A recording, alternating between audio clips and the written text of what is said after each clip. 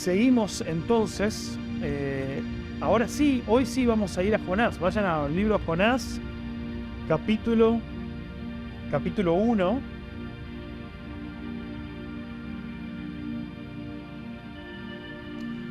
Hoy vamos a ver este comienzo de Jonás y cómo Jonás huye de Dios frente a este recibimiento de su palabra, de su tarea.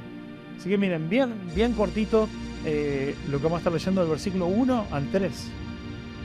Vamos a ver algunas cosas súper importantes que nos van a ayudar a meternos de lleno en este estudio, que no es solamente un estudio por hacer un estudio, es realmente porque entendemos de que hay gran palabra de Dios para nosotros acá, hay grandes desafíos que tenemos por delante y grandes cosas que el Señor nos quiere hablar a través de este libro tan importante en la palabra de Dios. Dice Jonás 1, versículo 1, dice: vino palabra de Jehová a Jonás, hijo de Amitai, diciendo: levántate y ve a Nínive, aquella gran ciudad, y pregona contra ella, porque ha subido su maldad delante de mí. Jonás se levantó para huir de la presencia de Jehová a Tarsis, y descendió a Jope y halló una nave que partía para Tarsis, y pagando su pasaje entró en ella para irse con ellos a Tarsis, lejos de la presencia de Jehová. Entonces vemos acá esta primera actitud en estos primeros versículos de Jonás capítulo 1, y lo primero que vemos es que vino. Ya estuvimos viendo ayer quién era Jonás, qué otras cosas hizo, qué podemos aprender del contexto histórico en el que estaba Jonás, que vimos que su nombre significaba paloma, hijo de misericordia, hijo de fidelidad. Y lo primero que nos dice, arranca diciendo que la palabra de Dios vino a Jonás. Y esto es algo muy importante porque el hecho de que esto pasara es la definición de lo que hacía que ellos fueran profetas. Los profetas, ¿se acuerdan que dijimos que lo que ellos hacían era, si escuchaban la palabra de Dios como un mensaje para transmitirla al pueblo o para transmitirla al rey, lo hacían? Y ya vemos que antes al rey de Israel, al que él acompañaba, solamente le dijo lo bueno, pero no lo confrontó con el gran pecado que sabemos que Jeroboam II cometía. Y acá vemos la segunda ocasión en la que viene la palabra de Jehová para Jonás, hijo de Amitai. Por lo tanto, convirtiéndolo, ya sabemos que él era un profeta de parte de Dios. Y le dice: levántate y ve a Nínive.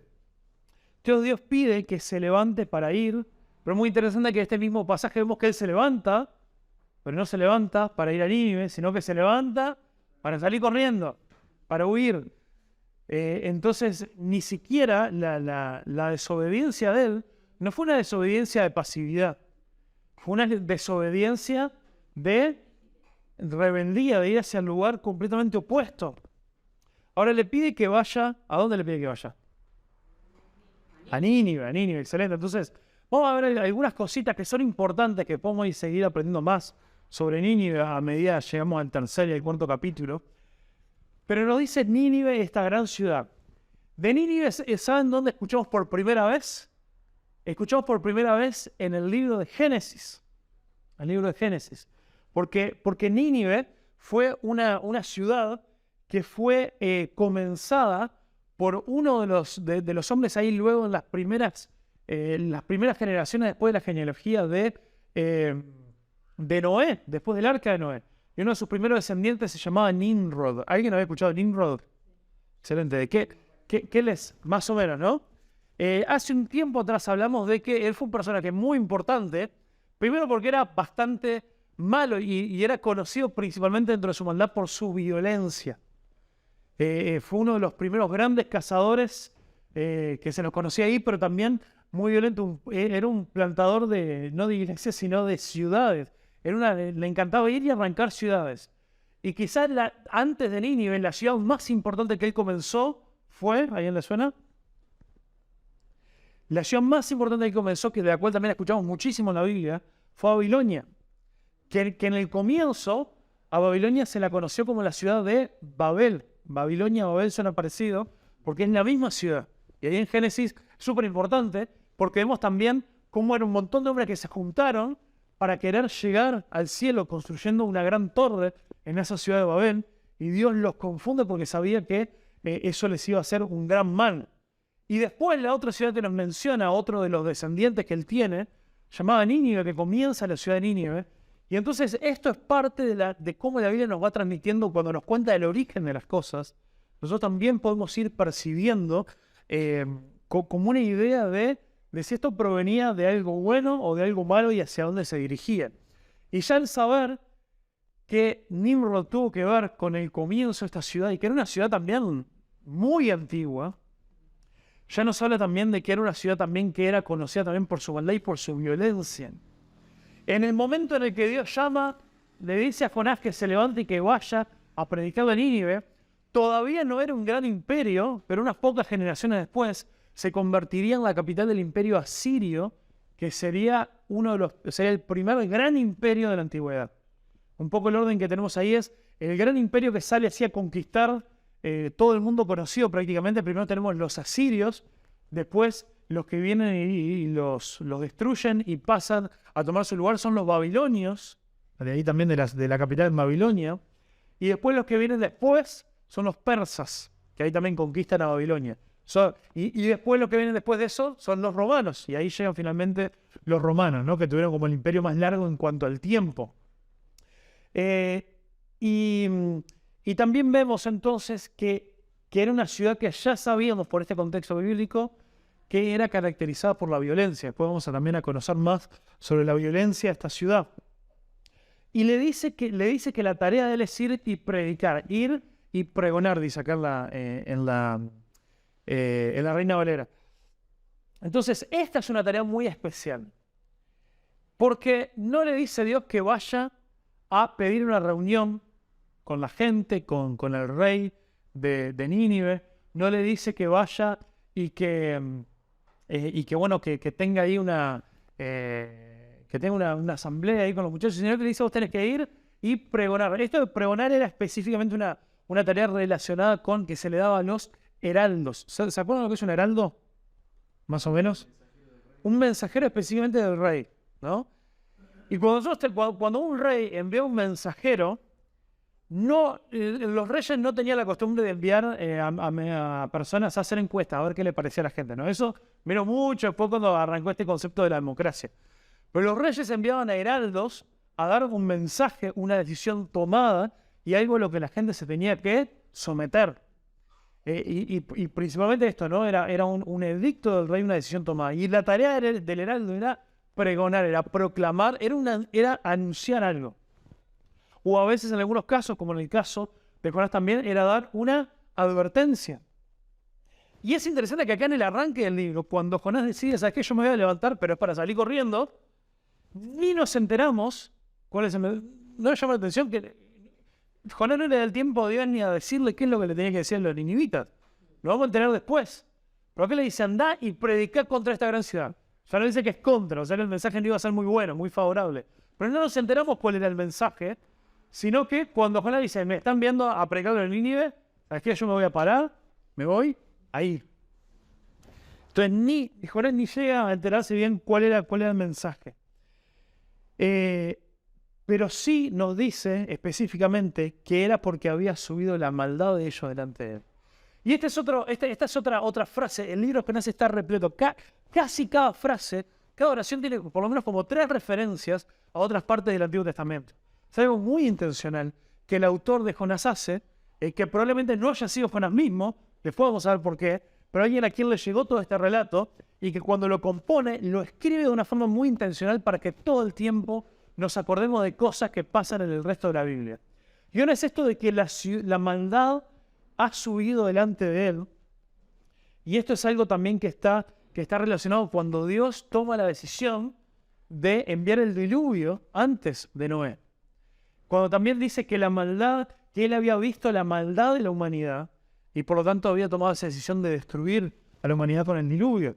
Y después vimos también en el refugio pasado, los grupos que estamos profundizando un poco en las temáticas de las predicaciones, vimos cómo esa es una de las promesas incondicionales que hizo Dios, de que Él no iba a volver a destruir absolutamente nada, o sea, no iba a volver a destruir el mundo entero con un diluvio, y a partir de entonces no lo hizo, pero sí hay una reacción de cuando la maldad es tanta en un lugar, donde el pecado se acumula de tal manera, que dice que es tan evidente delante de los ojos de Dios que Él tiene que hacer algo al respecto.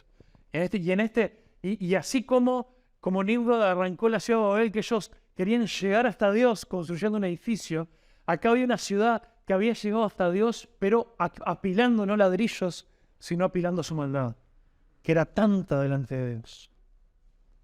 Entonces vemos ahí como Jonás sí se levanta, pero es para huir, lo cual en realidad lo hace descender.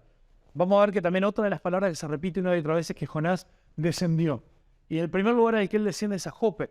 Y también el autor es algo intencional que hace para ver cómo el estado de Jonás había un descenso físico, porque Jope era una ciudad portuaria en la costa ahí del Mediterráneo, en la cual él se iba a tomar este barco para irse. Pero aparece 3 veces en las cuales él desciende. Primero desciende a Jope. Después, estando en el barco, desciende a lo profundo del barco a dormir. Y después, cuando lo echan, él desciende a las profundidades del mar.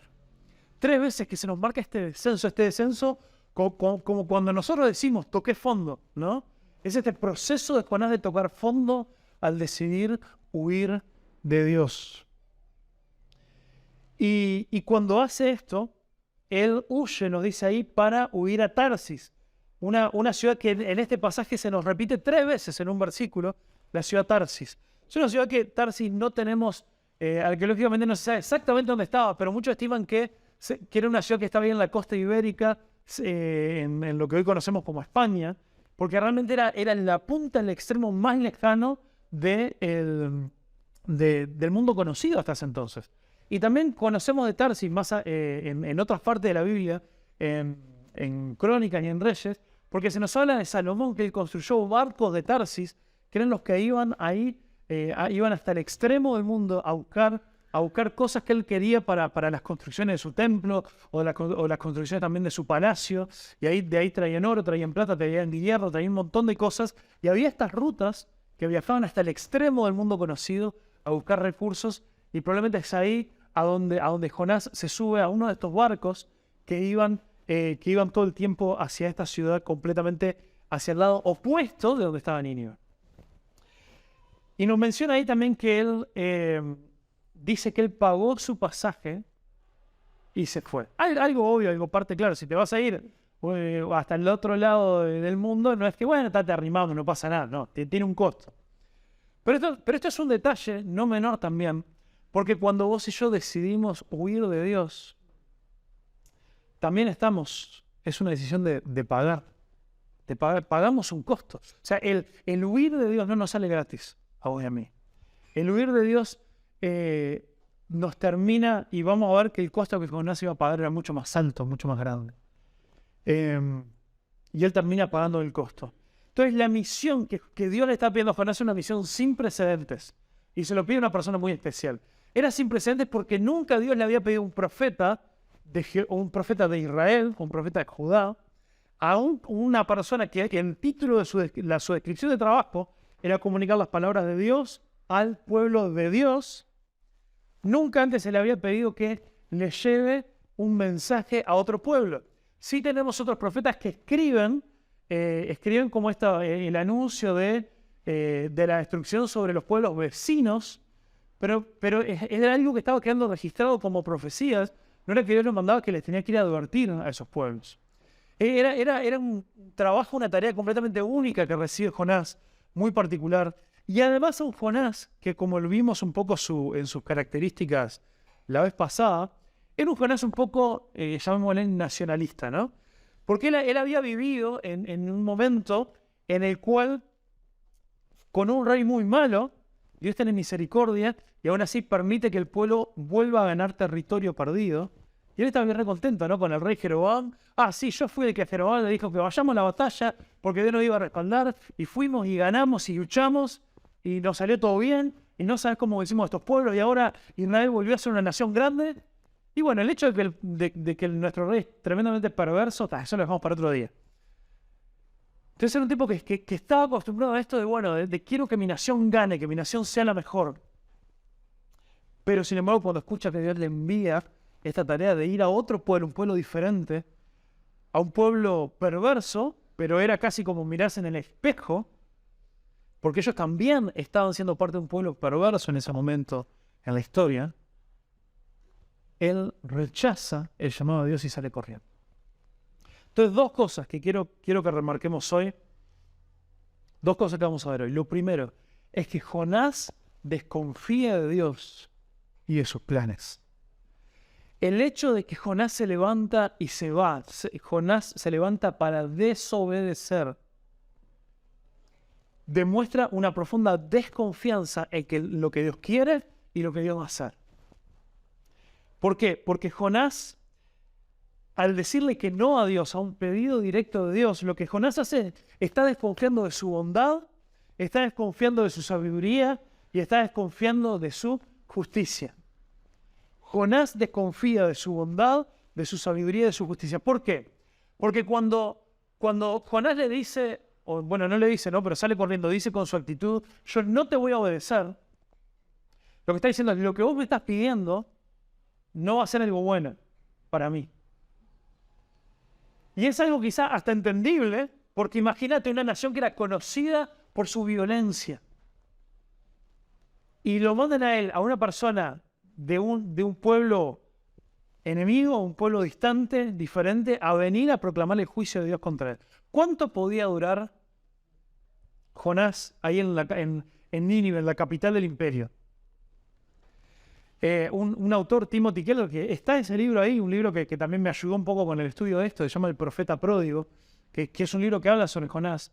Compara la tarea de Jonás como haberle pedido a un rabino judío que en plena Alemania nazi se pare en las calles de Alemania a anunciar de que lo que los nazis estaban haciendo en plena Segunda Guerra Mundial era perverso.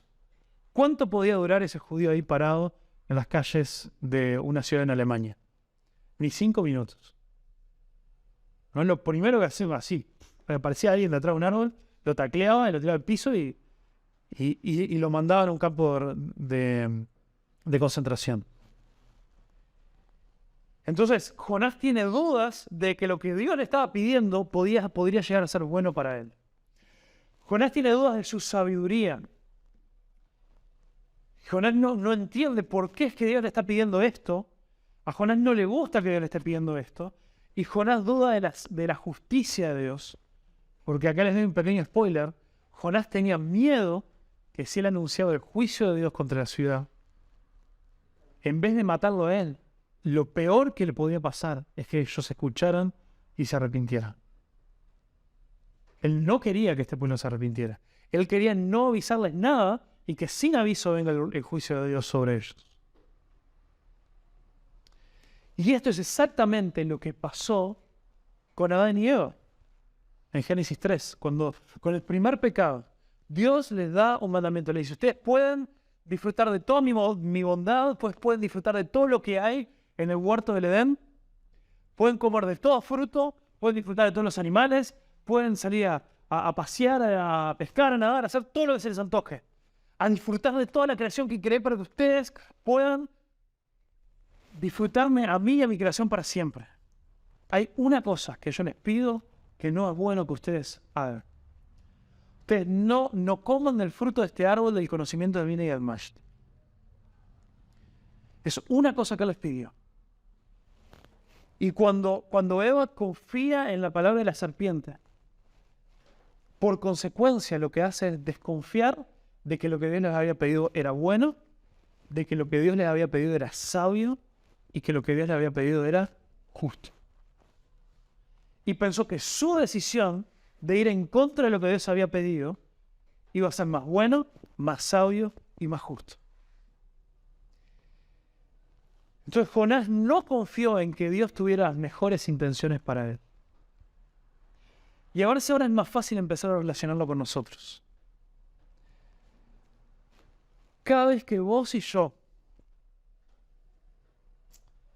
le decimos que no a Dios, cada vez que vos y yo nos somos presentados con una decisión en nuestra vida, una decisión donde Dios ha hecho claro lo que a Él le agrada, una decisión en la que Él ha hecho claro lo que Él nos pide a través de un mandamiento, o una vez a través de lo cual Él ha hecho claro a través de la sabiduría en la palabra de Dios, de lo que va a ser mejor para nosotros.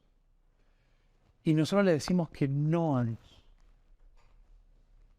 A veces lo podemos hacer más bruto, con mayor rebeldía, con mayor enojo, o a veces de callados, a veces disimuladamente, a veces sin que nadie se dé cuenta, a veces con una actitud de nuestro corazón.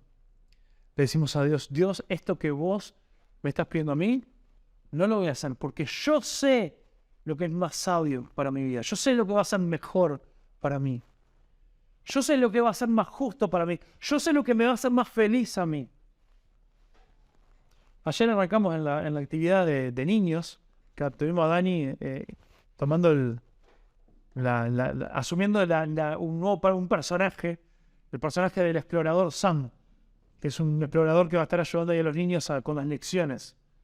Y el explorador Sam le había pasado que se le había roto el auto, entonces llegó muy cansado porque algo que jamás le pasó a la familia de Sam. Llegó muy cansado porque tuvo que caminar mucho para llegar a la iglesia. Y con Sam y los niños llegamos a la conclusión que lo mejor que podía hacer era llevar el auto a un mecánico. Porque los mecánicos saben identificar qué es lo que está roto y cómo arreglarlo para que las cosas en el auto funcionen bien. Y de la misma manera nosotros tenemos un creador que, como es Él el que nos creó, Él sabe realmente qué es lo mejor para nosotros. Él sabe realmente cuando algo está mal, está desbalanceado en nuestra vida, cuando nosotros no nos sentimos bien, cuando nosotros tenemos un anhelo por algo, tenemos un vacío en nosotros. Él sabe que Él es el único que lo puede llenar. Y Él sabe que su palabra, sus instrucciones, sus leyes son las que de verdad nos pueden traer vida y no las decisiones que nosotros tomemos. No buscar la sabiduría según nuestro propio entendimiento. Porque engañoso es el corazón, dice Jeremías 17. Engañoso es el corazón más que todas las cosas. Y nuestra propia sabiduría solamente nos lleva a la perdición. Que es un poco...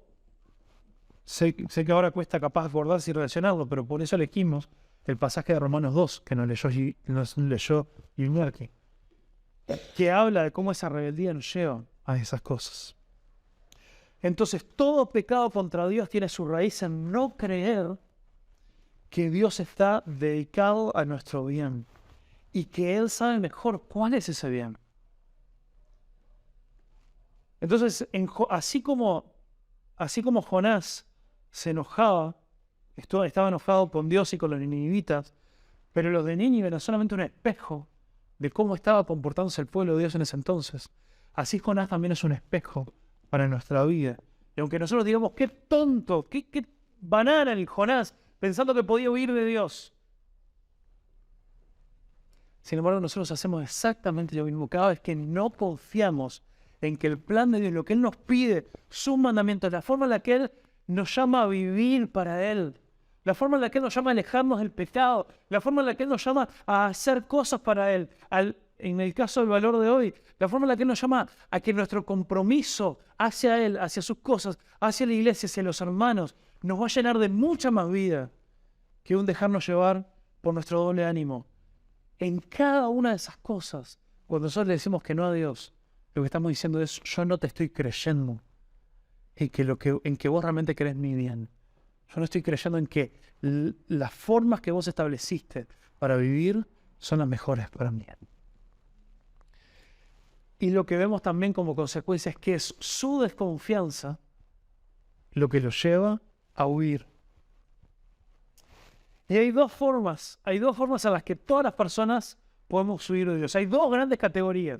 Y Jonás era tan genial que el tipo se la arregló para huir de las dos formas al mismo tiempo. Hizo como un 2 por 1. La primera forma en la que nosotros huimos de Dios es al rechazar y alejarnos, es la rebeldía. Y saben que el libro de Jonás encuentra un gran paralelismo en una parábola de Jesús. Y hay una parábola de Jesús muy conocida en Lucas 15, que es un reflejo, también un espejo de la historia de Jonás. Es la historia del hijo pródigo. Por eso ese libro de Timothy Keller se llama El profeta pródigo. Y Jonás, también les digo, era tan habilidoso el hombre que se las arregló para representar al hijo menor y al hijo mayor en la historia.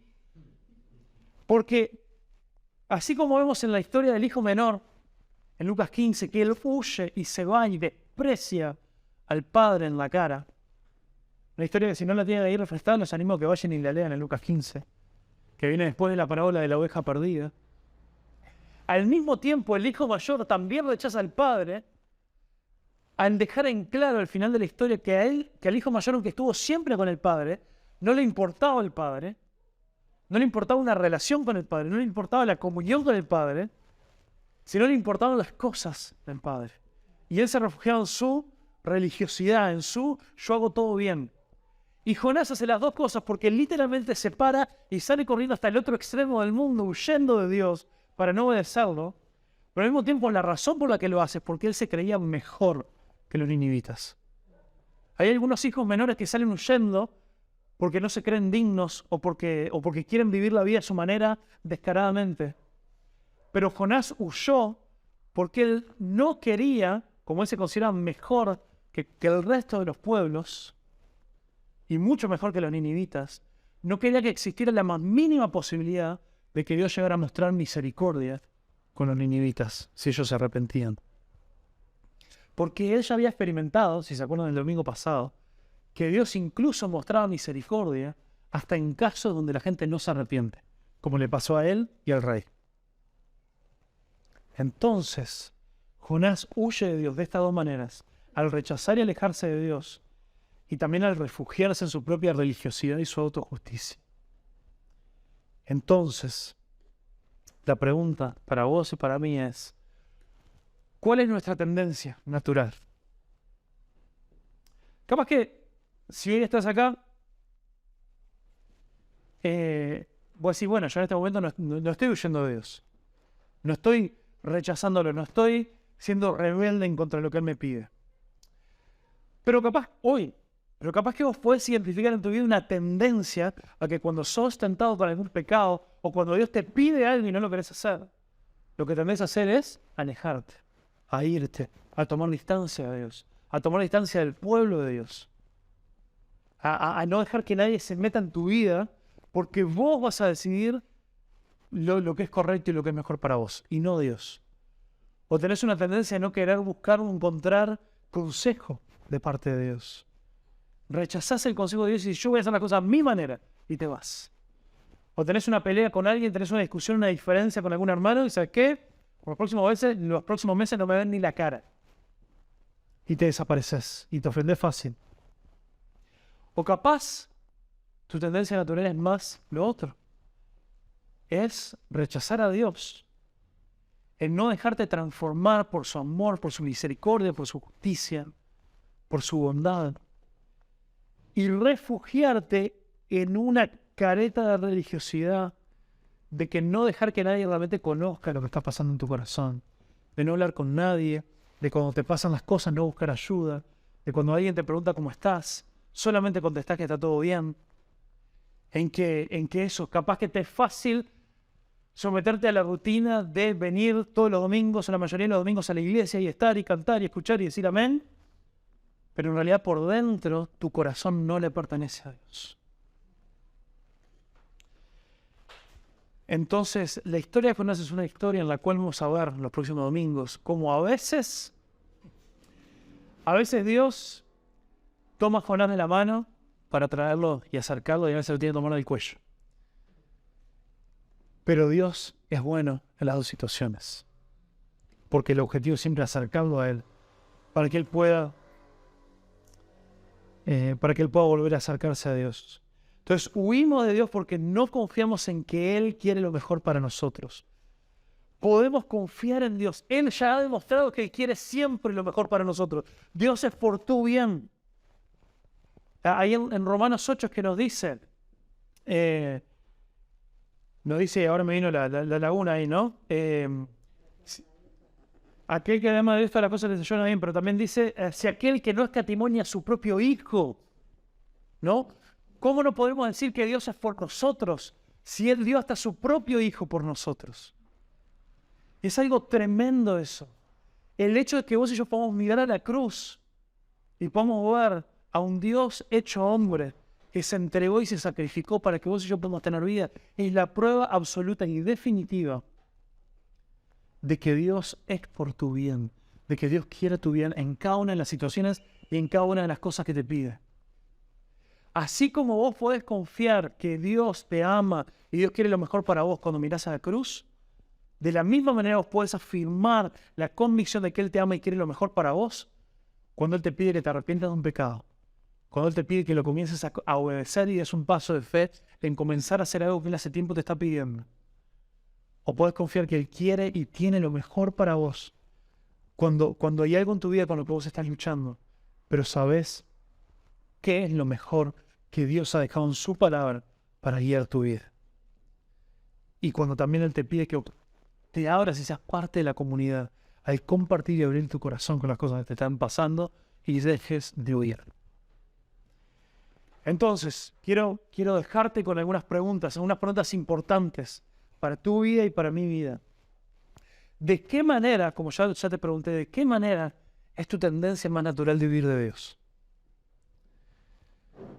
¿Tendés a huir cuando decís, ¿sabes qué? Voy a largar todo, quiero largar todo, no quiero saber más nada con Dios, ni con la fe, ni con la iglesia, ni con nada? Y decís, yo ahora me voy a ir al mundo. ¿O tenés una tendencia de huir de Dios al ocultarte en la multitud de la comunidad de Dios y mantenerte en el anonimato? Y decís, si yo sigo yendo, si yo sigo estando, y si yo doy una buena apariencia, nadie me va a preguntar nada. Entonces capaz que capaz que decís, ¿sabes qué? No, yo de la forma en la que yo vengo siguiendo a Dios, yo vengo haciendo las cosas, yo ahí encuentro mi firmeza, encuentro mi seguridad. Yo ahí encuentro que yo soy mejor. Y capaz que lo que necesitamos es una buena cucharada de humildad al chocarnos con las situaciones de la vida.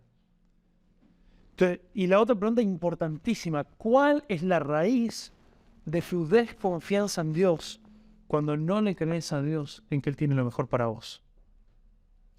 ¿En qué área de tu vida tendés vos o yo a desconfiar de Dios?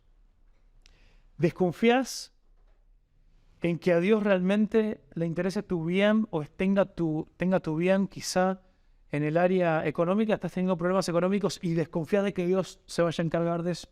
¿Desconfías de que Dios vaya a cuidar de vos? ¿O desconfías quizá cuando Dios te está pidiendo un paso de fe en alejarte de un cierto pecado y vos estás seguro que esa es la mejor manera de vivir y no crees que Dios realmente vaya a tener una mejor vida para vos del otro lado de la obediencia? ¿En qué área? ¿En qué área sabes que a vos te está costando, estás luchando? Entonces, transformá eso en identificar en qué cosas te está faltando fe. ¿En qué cosa Dios te está pidiendo un paso de fe y vos no lo estás dando porque estás desconfiando de que Dios te vaya a respaldar y que Dios realmente quiere lo mejor para vos? Entonces, ¿cuáles son esas promesas que Dios te hace en su palabra, que son difíciles de seguir? Lo triste es que Jonás pensaba que él podía huir de Dios. Podía alejarse de él podía independizarse de Dios.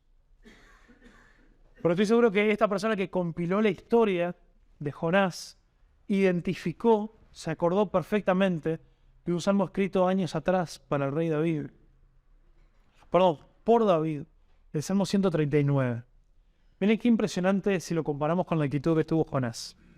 Jonás, un profeta de Dios que creyó que podía huir de la presencia de Dios. Un Dios que es omnipresente y que está en todos lados. Dice el versículo 7 del Salmo 139. Jamás podré escaparme de tu espíritu. Jamás podría huir de tu presencia. Si subo al cielo, allí estás tú. Si desciendo a la tumba, allí estás tú. Como Jonás, que descendió hasta lo más profundo. Si acabo sobre las alas de la mañana, si habito junto a los océanos más lejanos. ¿Nos suena algo? Aún allí me guiará tu mano y me sostendrá tu fuerza.